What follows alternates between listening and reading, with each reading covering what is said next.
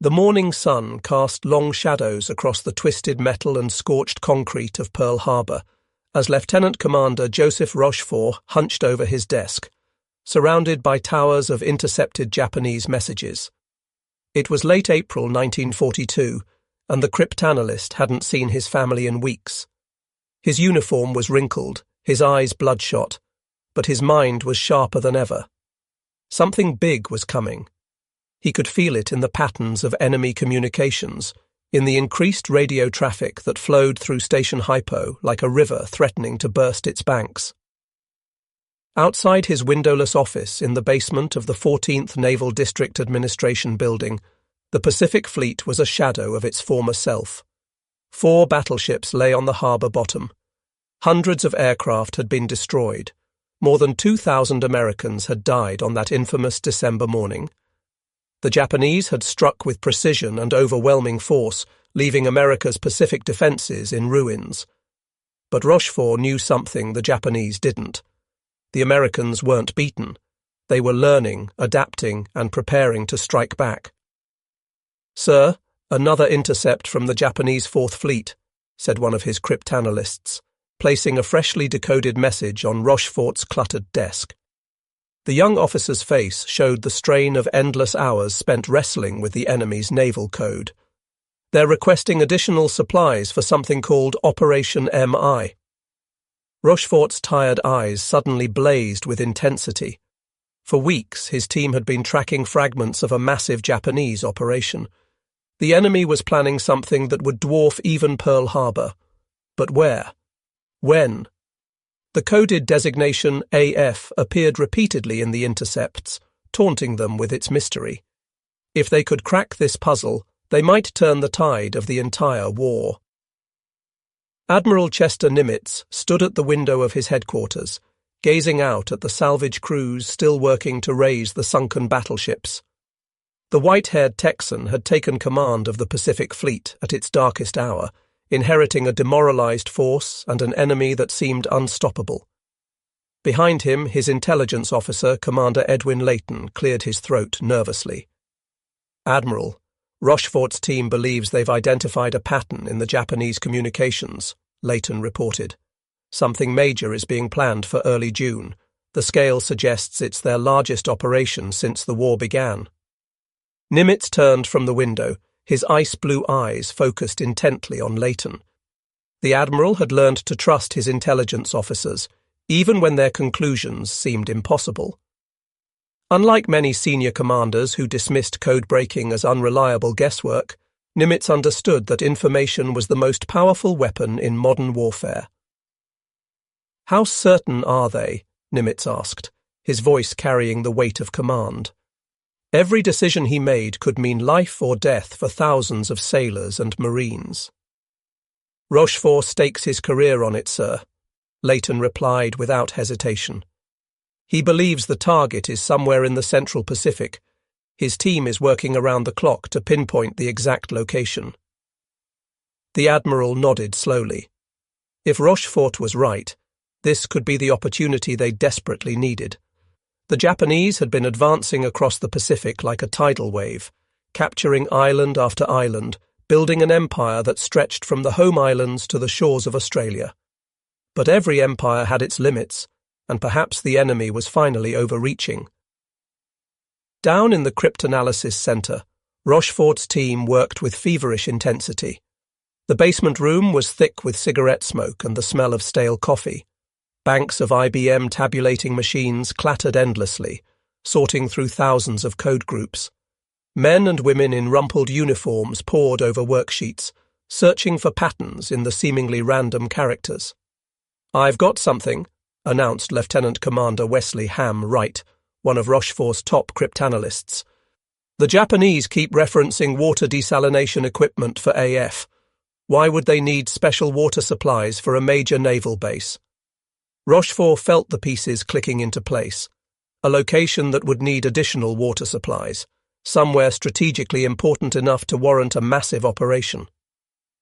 His mind raced through the possibilities, and suddenly he knew it had to be Midway Atoll, the tiny American outpost that guarded the approaches to Hawaii. One of his subordinates, Lieutenant Commander Jasper Holmes, proposed an ingenious plan. What if we have Midway report water supply problems? If the Japanese mention it in their coded traffic, we'll know AF is Midway. Get me a secure line to Leighton, Rochefort ordered. Tell Midway to send an emergency message in plain language saying their water distillation plant has broken down. Meanwhile, aboard the carrier USS Enterprise, Admiral William Bull Halsey lay in sick bay, his body ravaged by a severe case of dermatitis. The aggressive commander who had led the early carrier raids against Japanese-held islands was now too ill to stand. His task force was about to sail into the most important battle of the war, and he wouldn't be leading it. "Bill, you look like hell," said Admiral Raymond Spruance, visiting his old friend. The two men were opposites in many ways. Halsey was bold and instinctive, while Spruance was calculating and methodical. But they shared a deep respect for each other and an unshakable determination to defeat Japan.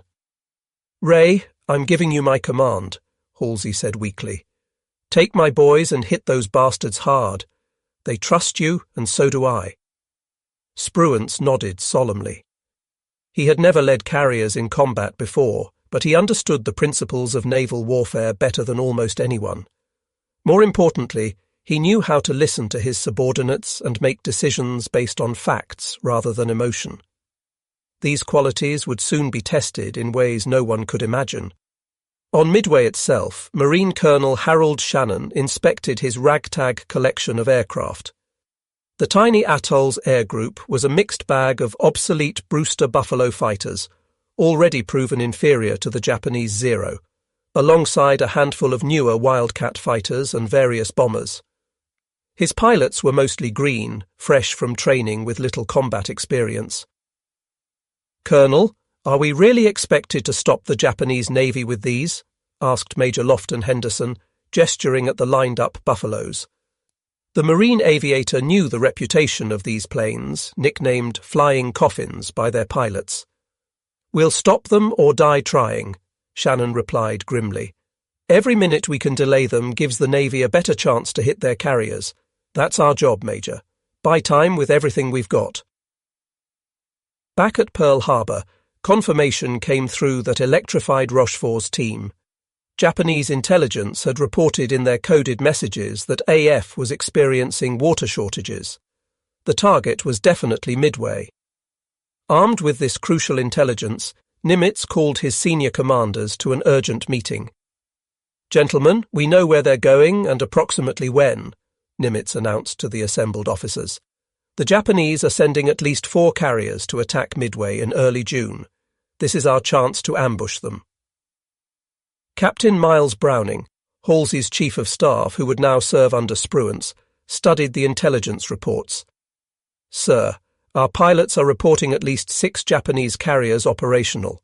If they bring them all—" "They won't," Nimitz interrupted with quiet confidence. "Our intelligence indicates they're splitting their forces.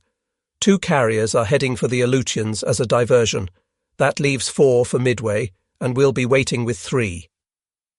The mathematics were still daunting. The Japanese carriers, Akagi, Kaga, Soryu and Hiryu, were veterans of Pearl Harbor and the Indian Ocean raids. Their pilots were the best in the world, with years of combat experience. The American carriers, Enterprise, Hornet and Yorktown, had brave crews but far less experience. Moreover, Yorktown had been badly damaged at the Battle of Coral Sea and was limping back to Pearl Harbor. "How long to repair Yorktown?" Nimitz asked, turning to his maintenance officer. 3 months minimum, Admiral." She took bomb hits that went deep into her structure. There's significant damage to her flight deck and fuel systems. "You have 3 days, Nimitz said flatly. "Whatever it takes, I want that ship operational and sailing with the others." The maintenance officer's jaw dropped, but he saw the determination in Nimitz's eyes. "Yes, sir. We'll work around the clock." As May drew to a close, Pearl Harbor became a hive of desperate activity. 1,400 workers swarmed over Yorktown, welding, hammering, and installing new equipment. The repairs that should have taken months were compressed into 72 hours of superhuman effort. Men worked until they collapsed from exhaustion, knowing that every rivet they drove, every plate they welded, might make the difference between victory and defeat. Lieutenant Commander John Thatch, one of the Navy's premier fighter tacticians, gathered his pilots aboard Yorktown. He had developed new tactics specifically to counter the superior maneuverability of the Japanese Zero, which had dominated every aerial engagement so far. "Listen up," Thatch addressed his young aviators. "The Zero can outturn us, outclimb us, and it's faster. But it's lightly built. Our Wildcats can take punishment and keep flying. We're going to use a new formation I call the Thatch Weave. Work in pairs, cover each other, and never try to dogfight a Zero one-on-one." Among the pilots was Ensign George Gay, fresh from flight school with barely 300 hours of flight time. The young Texan tried to hide his nervousness as Thatch explained how they would attack the Japanese fleet. The torpedo bombers would go in low and slow, perfect targets for enemy fighters and anti-aircraft fire. Everyone knew it was practically a suicide mission, but no one voiced their fears. In the intelligence offices, analysts worked to piece together the complete Japanese order of battle. They knew Admiral Isoroku Yamamoto, the architect of Pearl Harbor, was personally commanding the operation. The strike force would be led by Admiral Chuichi Nagumo, who had commanded at Pearl Harbor. The intelligence painted a picture of overwhelming Japanese confidence. They were coming to finish what they had started 6 months earlier. "They're bringing everything," reported one of Nimitz's planning officers. "Battleships, cruisers, destroyers, transports with invasion troops. They intend to take Midway and use it as a base for further operations against Hawaii." "Let them come," Nimitz responded calmly. "The bigger the force, the more they have to lose." On May 28th, Task Force 16, centered on Enterprise and Hornet under Spruance's command, slipped out of Pearl Harbor. The carriers were screened by cruisers and destroyers, their crews at battle stations. 2 days later, on May 30th, Yorktown followed, her hull still bearing fresh welds and patches. The 3 carriers would rendezvous northeast of Midway at a position designated Point Luck, perfectly positioned to ambush the approaching Japanese. Aboard Enterprise, Spruance studied the latest intelligence updates with his staff. The quiet admiral was known for his analytical mind and careful planning. Unlike the impulsive Halsey, Spruance calculated every move, considering all possibilities before making decisions. "The Japanese expect to achieve surprise," Spruance told his staff. "They believe our carriers are still in the South Pacific or back at Pearl Harbor. That overconfidence is our greatest advantage. We must use it wisely." Commander Wade McClusky, commanding Enterprise's air group, prepared his pilots for what lay ahead. A veteran naval aviator, McClusky understood both the capabilities and limitations of his aircraft and men. "When we find their carriers, we hit them with everything we've got," McClusky briefed his squadron commanders. "The dive bombers will attack from high altitude while the torpedo planes go in low. Fighter cover will be limited, so speed and surprise are essential." Among McClusky's pilots was Lieutenant Richard Dick Best, commanding Bombing Squadron 6. Best was known for his exceptional accuracy in dive bombing, a skill that would soon prove crucial. He gathered his own pilots for a more detailed briefing. "Remember, we're looking for their carriers, not the battleships or cruisers," Best emphasized. "I don't care how tempting the other targets look. We sink their carriers, and we win this war." As May turned to June, both fleets moved toward their fateful encounter. The Americans had positioned themselves perfectly, thanks to their code-breaking success. But intelligence was only part of the equation. The coming battle would be decided by the skill and courage of the pilots, the decisions of commanders under extreme pressure, and the thin margin between victory and disaster that characterized carrier warfare. On Midway itself, preparations reached a fever pitch. Every available aircraft was armed and fueled. Marines dug defensive positions in the coral sand. Radar operators scanned the skies continuously. knowing that the first warning of the Japanese approach would come from their screens. The garrison knew they were vastly outnumbered, but they also knew their role. Hold out long enough for the Navy to strike the enemy carriers. Commander Cyril Simard, Midway's senior officer, made a final inspection of the defences. The atoll's 2 small islands were packed with ammunition, fuel tanks and aircraft. One well-placed bomb could turn the entire base into an inferno. But there was no choice. Everything depended on Midway holding out long enough for the carriers to do their work. As darkness fell on June 3, 1942, American PBY Catalina patrol planes spread out from Midway in long search patterns. These slow, ungainly aircraft would be the first to spot the approaching enemy. Their crews knew that making contact with the Japanese fleet meant almost certain death, as the lumbering patrol planes were easy prey for Zero fighters. But finding the enemy was worth any sacrifice.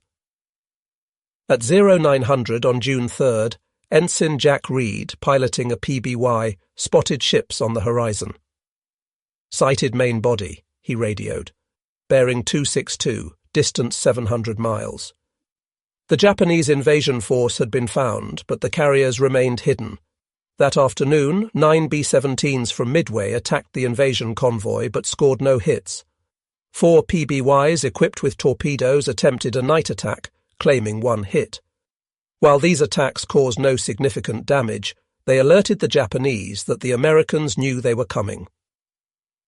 At 0300 on June 4th, reveille sounded aboard the American carriers. In ready rooms, pilots received final briefings and wrote last letters home. Mechanics made final checks on aircraft.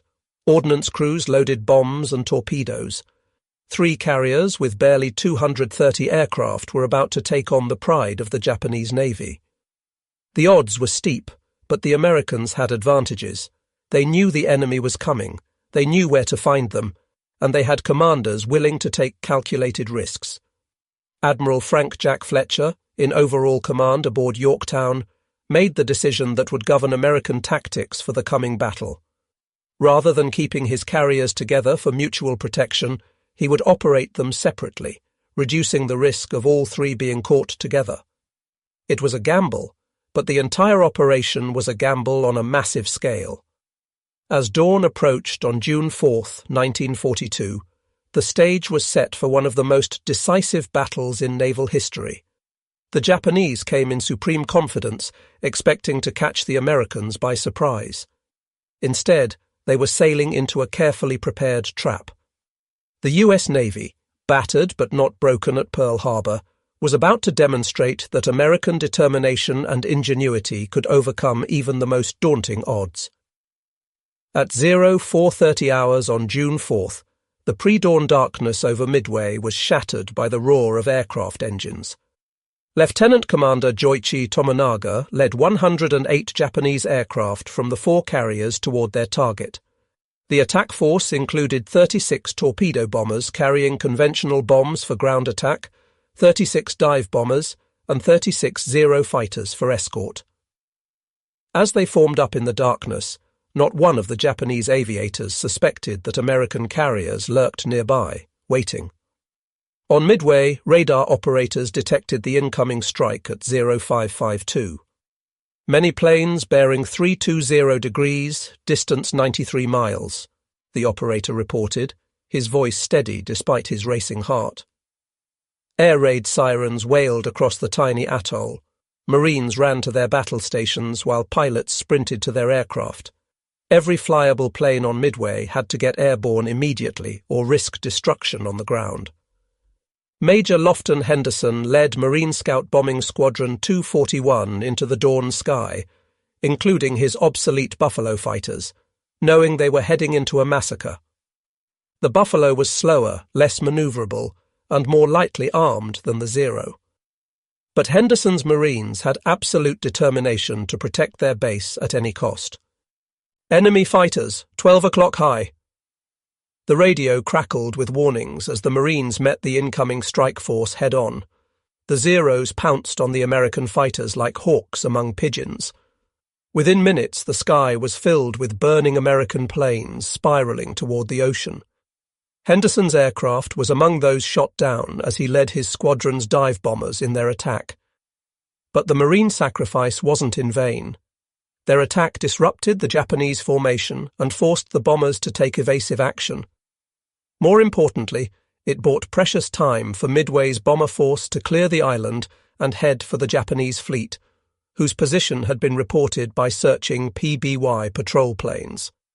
At 0630, Tomonaga's force reached Midway and began their attack runs. Bombs rained down on the airfield, fuel tanks and defensive positions. The island's anti-aircraft guns blazed away, filling the sky with black puffs of smoke. A direct hit on the power station knocked out Midway's radar. Another bomb set the fuel tanks ablaze, sending thick columns of smoke into the morning sky. But as Tomonaga circled to assess the damage, he realized the attack had failed in its primary objective. The runways were cratered but repairable. Many defensive positions remained intact. Most critically, they had destroyed few aircraft on the ground because the Americans had gotten them airborne in time. Tomonaga radioed back to Admiral Nagumo. There is need for a second attack wave. This message would trigger a chain of decisions that would determine the battle's outcome. Aboard the Japanese carrier Akagi, Admiral Nagumo faced a dilemma. He had held back 93 aircraft armed with anti-ship weapons, torpedoes and armor-piercing bombs, in case American ships appeared. Should he rearm them with ground attack weapons for a second strike on Midway, or keep them ready for naval targets? At 0715, Nagumo made his fateful decision. Rearm the aircraft with bombs for land attack. Crews immediately began the laborious process of removing torpedoes and replacing them with conventional bombs. It was dangerous work on crowded hangar decks, with armed ordnance being moved around volatile aviation fuel and ammunition. Unknown to Nagumo, 200 miles to the northeast, American carriers were already launching their strikes. Admiral Spruance, commanding Enterprise and Hornet, had made the crucial decision to launch everything he had at maximum range. It was a calculated risk. His planes would barely have enough fuel to return, but it would catch the Japanese at their most vulnerable moment. "Pilots, man your planes!" The order echoed across the American flight decks. Lieutenant Commander John Waldron led Hornet's Torpedo Squadron 8, knowing the odds against his slow, vulnerable Douglas TB Devastators.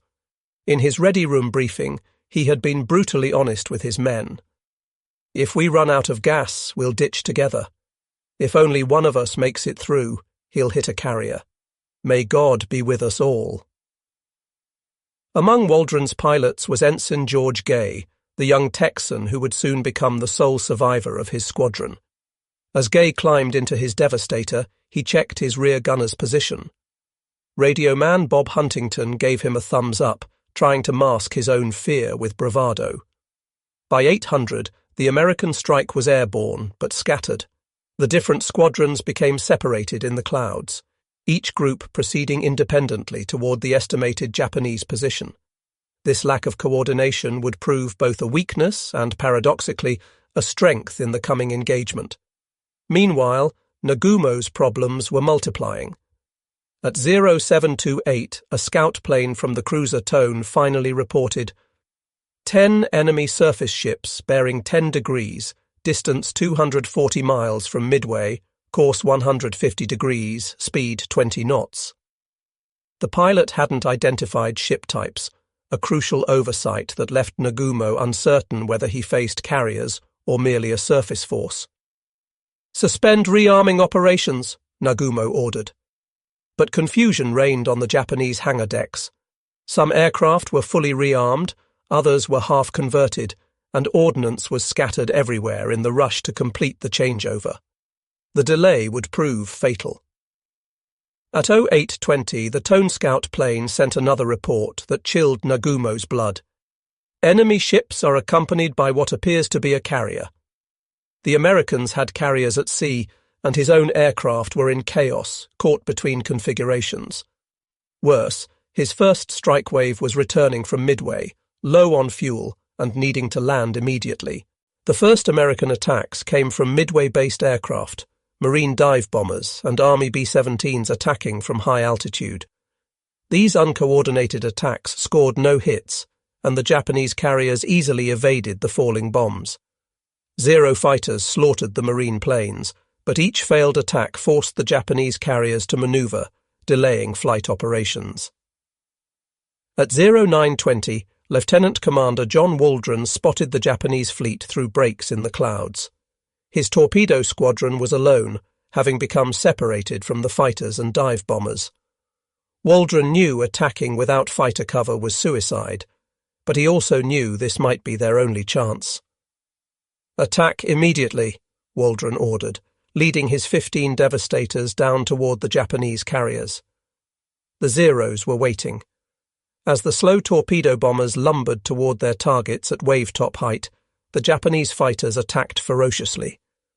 One by one, the devastators burst into flames and crashed into the sea.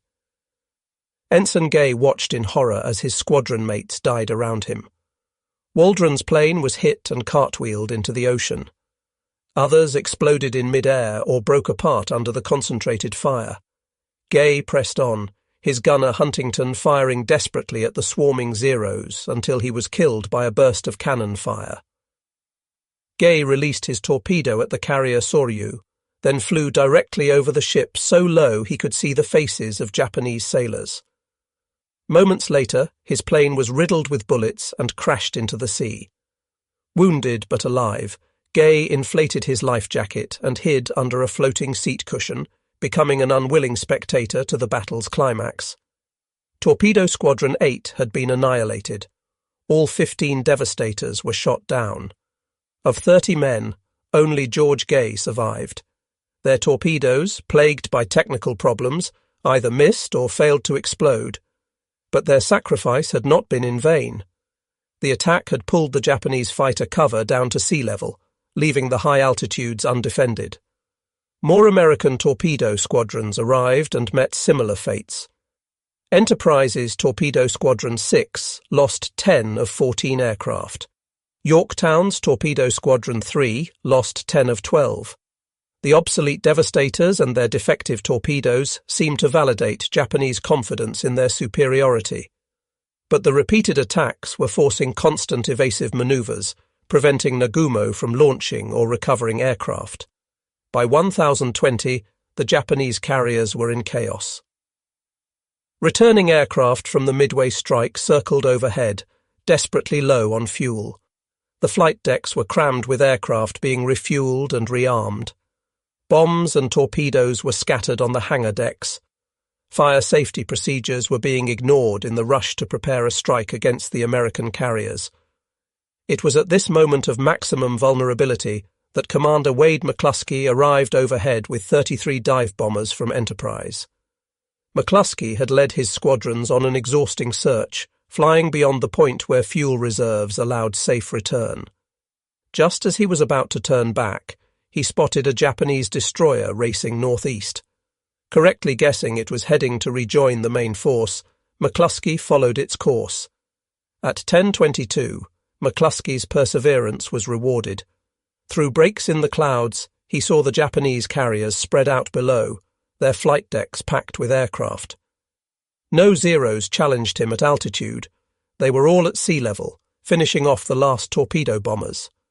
McClusky split his force, assigning squadrons to different targets, and gave the order millions of Americans had been waiting for since Pearl Harbor. Attack immediately.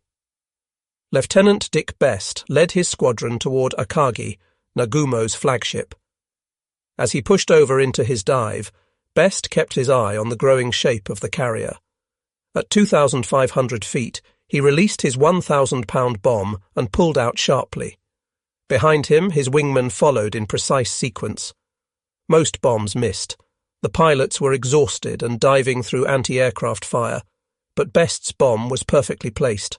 It punched through Akagi's flight deck and exploded in the hangar deck among fueled and armed aircraft. The result was catastrophic. Secondary explosions rippled through the ship as fuel and ordnance detonated in a chain reaction. Within minutes, Akagi was an inferno. Simultaneously, Kaga was hit by at least 4 bombs from McClusky's other squadron. the hits started uncontrollable fires among the packed aircraft. At nearly the same time, Lieutenant Commander Max Leslie's dive bombers from Yorktown scored 3 direct hits on Soryu in a textbook attack. Within 6 minutes, 3 of Japan's premier carriers were burning wrecks.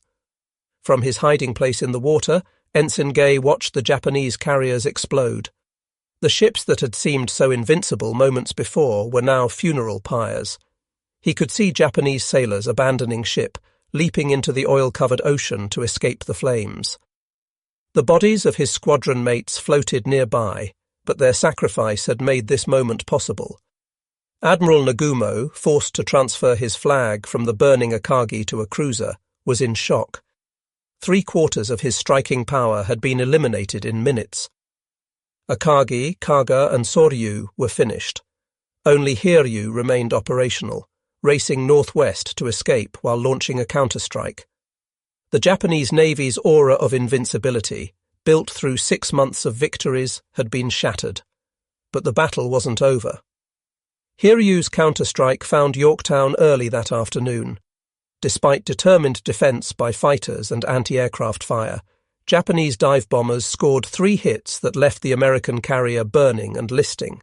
Damage control parties fought desperately to save the ship, and their efforts seemed successful until a second strike by torpedo bombers put 2 more torpedoes into Yorktown's hull.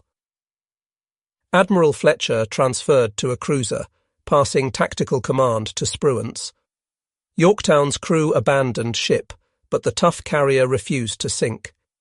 She would remain afloat until June 7th, when Japanese submarine Y-168 found her and delivered the final torpedo hits that sent her to the bottom. The loss of Yorktown was painful, but by then Hiryu had joined her sisters in destruction. Late on June 4th, dive bombers from Enterprise found the last Japanese carrier and left her burning from stem to stern. 4 Japanese carriers, the core of the force that had attacked Pearl Harbor, now lay on the bottom of the Pacific. As darkness fell on June 4th, American pilots returned to their carriers with barely fumes in their tanks. Many aircraft, damaged in combat or out of fuel, ditched in the darkening seas. Destroyers raced to rescue pilots from the water. The human cost had been high, but the strategic victory was complete. Admiral Spruance, cautious and calculating, resisted the temptation to pursue the retreating Japanese. He knew Yamamoto's battleships were somewhere in the darkness, and his pilots were exhausted. Better to preserve his victory than risk his carriers in a night engagement where battleship guns could be decisive. It was a controversial decision, but it proved correct. As June 5th dawned, American search planes found only burning hulks and scattered survivors where the Japanese fleet had been. The few remaining Japanese aircraft, launched from cruisers and the crippled carriers before they sank, made desperate attacks but achieved nothing. Over the next 2 days, American forces continued attacks on the retreating Japanese, sinking the heavy cruiser Mikuma and damaging other vessels. The statistics were staggering. Japan had lost 4 fleet carriers, 1 heavy cruiser, 248 aircraft, and 3,057 men, including many of their most experienced pilots. The Americans had lost 1 carrier, 1 destroyer, 147 aircraft, and 362 men. But the numbers only told part of the story. Japan's offensive capability in the Pacific had been permanently crippled. The initiative had passed to the Americans. In the aftermath, both sides sought to understand what had happened. For the Americans, the victory validated their faith in intelligence and calculated risk-taking. Nimitz's decision to trust his codebreakers, Spruance's careful tactical decisions, and the incredible courage of the pilots had combined to achieve what seemed impossible. For the Japanese, Midway was a stunning reversal that exposed fundamental flaws in their planning and doctrine. The assumption of superiority, the complex operational plan that dispersed their forces, the failure to adequately scout for American carriers, and the crucial minutes of vulnerability during the rearming process had all contributed to disaster. But perhaps the most important factor was the sacrifice of the American torpedo bomber crews. Their seemingly futile attacks had created the conditions for victory by disrupting Japanese operations and pulling down the fighter cover. Men like John Waldron and his squadron had known they were flying to almost certain death, but they pressed home their attacks anyway. As news of the victory spread, America erupted in celebration. After 6 months of defeat and retreat, the United States had won its first major victory against Japan. The road to Tokyo would be long and bloody, but Midway proved it could be travelled. The Japanese Navy, which had seemed invincible since Pearl Harbor, had been decisively beaten by a smaller American force. In Japan, the government hid the extent of the defeat from the public. Returning sailors were isolated to prevent word from spreading. The official story claimed a great victory, but the Navy knew the truth. The offensive phase of Japan's war was over. From now on, they would be on the defensive, trying to hold what they had conquered against an increasingly powerful American counteroffensive.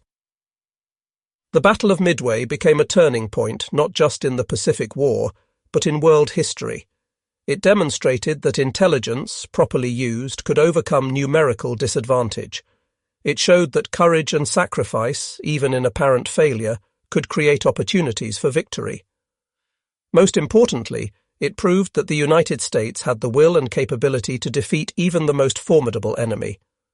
Admiral Nimitz, in his after-action report, gave credit where it was due, to the codebreakers who had uncovered the Japanese plan, to the commanders who had made crucial decisions under pressure, and above all to the pilots who had pressed home their attacks against overwhelming odds.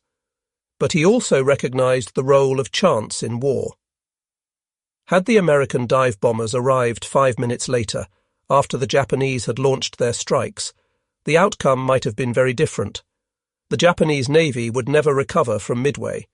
The 4 carriers lost represented years of construction and decades of pilot training that could not be replaced. While Japan would commission new carriers, they would never again achieve the combination of ships, aircraft, and experienced air crews that had made their early victories possible. For the young American pilots who survived, Midway was a defining moment. Men like Dick Best, who had placed the bomb that doomed Akagi, would continue flying throughout the war, but nothing would match the intensity of those few minutes over the Japanese fleet. Others, like Ensign Gay, would carry the memory of fallen comrades for the rest of their lives. The battle also marked a revolution in naval warfare. For the first time, a major naval engagement had been fought entirely by aircraft, with the opposing fleets never coming within sight of each other. The age of the battleship was ending. The aircraft carrier was now the dominant weapon of naval warfare. In the broader context of World War II, Midway was America's Stalingrad, the point where a seemingly unstoppable advance was not just halted, but reversed. Combined with the grinding attrition of Guadalcanal that would follow, it marked the beginning of Japan's long retreat across the Pacific. The industrial might of America, fully mobilized for war, would produce ships and aircraft in quantities Japan could never match. The veterans of Midway would go on to fight in the Solomons, the Philippines, and eventually to the doorstep of Japan itself. They had learned that the Japanese could be beaten, that American training and equipment, properly employed, were more than a match for enemy skill and determination. For Japan, Midway exposed the fatal flaw in their strategic planning. They had begun a war against an enemy with 10 times their industrial capacity, believing that spiritual superiority could overcome material disadvantage. The Americans had shown at Midway that they possessed both material strength and the will to use it. The codebreakers who had made victory possible received little public recognition during the war. Their work remained classified for decades. But officers like Rochefort and his team had arguably won the most important intelligence victory in American history. By solving the puzzle of AF and predicting Japanese movements, they had given Nimitz the information needed to position his forces perfectly. Lieutenant Commander Rochefort, despite his crucial role, would be reassigned shortly after Midway due to bureaucratic conflicts with Washington. His team's success had proven that intelligence could win battles, but inter-service rivalries would prevent him from receiving proper recognition until decades later. In 1986, he was posthumously awarded the Navy Distinguished Service Medal. As the years passed, Midway took on almost mythical status in American military history. It became the textbook example of how intelligence, courage, and tactical excellence could combine to achieve victory against superior forces. Military academies around the world studied the battle, seeking to understand how the Americans had achieved such a complete reversal of fortune. The human dimension of Midway should never be forgotten. Behind the strategic movements and tactical decisions were individual acts of heroism that determined the outcome. The Marine pilots who flew obsolete fighters against Zeros, the torpedo bomber crews who pressed their attacks without fighter cover, the dive bomber pilots who searched past the point of safe return, the damage control parties who saved ships, all contributed to victory. The Battle of Midway proved that democracies could fight and win against totalitarian enemies. The American carriers were crewed by citizen sailors, many of whom had been civilians just months before. They faced an enemy with years of combat experience and a tradition of victory. Yet when the moment came, these Americans performed with skill and courage that matched anything in their nation's history. The lesson of Midway resonates beyond its historical moment. It reminds us that apparent weakness can be turned to strength through intelligence and determination. That sacrifice, even in failure, can create opportunities for others. That technological superiority means nothing without the will to use it effectively, and that free nations, when threatened, can summon the courage to defend themselves against any odds. As the sun set on June 4, 1942, the tide of the Pacific War had turned decisively. The Japanese would fight on with characteristic determination for 3 more years, but the outcome was no longer in doubt. At Midway, a smaller American force had destroyed the heart of Japanese naval power and seized the initiative. Admiral Yamamoto's pre-war prediction had proven prophetic. He had warned that he could run wild for 6 months or a year, but after that he had no confidence. Midway occurred exactly 6 months after Pearl Harbor. The architect of Japan's early victories had understood that once America recovered and mobilized its strength, Japan's defeat was inevitable. At Midway, that inevitability became reality, written in the burning hulks of 4 aircraft carriers and the sacrifice of brave men who fought and died for their nations in the vast Pacific sky. The impact of Midway extended far beyond the immediate tactical victory. It demonstrated that the United States could gather intelligence, plan operations, and execute complex naval battles with precision. The coordination between codebreakers, planners, and combat forces had created a new model for modern warfare. Future operations would build on these lessons, combining intelligence gathering with tactical execution. For the individual sailors and airmen who fought at Midway, the battle represented a personal triumph over fear and adversity. Young men who had never seen combat performed acts of extraordinary courage. Mechanics worked through exhaustion to keep planes flying. Damage control teams saved ships that should have sunk. Radio operators maintained communications under fire. Each person's contribution, no matter how small, had helped achieve victory. The Japanese pilots and sailors who fought at Midway also displayed remarkable courage and skill. Despite the disaster that befell their carriers, they fought with determination until the end. Many chose death over surrender, going down with their ships or flying their damaged aircraft into the sea rather than be captured. Their sacrifice, though in a losing cause, reflected the warrior tradition that had made them such formidable opponents. In the aftermath of Midway, both navies would apply the lessons learned. The Americans would refine their carrier tactics, improve their aircraft, and develop better torpedoes. The Japanese would struggle to rebuild their carrier forces and train new pilots to replace those lost. But the fundamental shift in momentum could not be reversed. America's industrial production would soon flood the Pacific with new ships and planes, while Japan's resources dwindled. The Battle of Midway stands as one of history's most decisive naval engagements. In the span of a few minutes on June 4, 1942, the course of the Pacific War changed forever. American dive bombers, arriving at the perfect moment, struck Japanese carriers at their most vulnerable. The resulting destruction ended Japan's offensive capabilities and began the long American advance across the Pacific. Today, Midway Atoll is a wildlife refuge, its runways abandoned and its facilities crumbling. But the waters around it remain hallowed ground, where brave men from both nations fought and died in a battle that shaped the modern world. Their sacrifice reminds us that freedom requires vigilance, that intelligence and preparation can overcome seemingly insurmountable odds, and that ordinary people can achieve extraordinary things when their nation's survival is at stake. The legacy of Midway lives on in the United States Navy's emphasis on intelligence, carrier aviation, and flexible tactics. It proved that naval warfare had entered a new age, where information was as important as firepower, where aircraft could sink the mightiest ships, and where victory went to those who could adapt fastest to changing circumstances. These lessons continue to guide naval strategy in the 21st century. As we remember Midway, we honour not just the victory, but the men who achieved it. From Admiral Nimitz making strategic decisions at Pearl Harbor, to Ensign Gay floating in the ocean watching his squadron's sacrifice bear fruit, each participant played a vital role. Their combined efforts turned potential defeat into decisive victory, changing the course of history and demonstrating that free peoples, united in purpose, can overcome any challenge. The Battle of Midway was more than a military victory. It was a triumph of intelligence over ignorance, preparation over complacency, and courage over fear.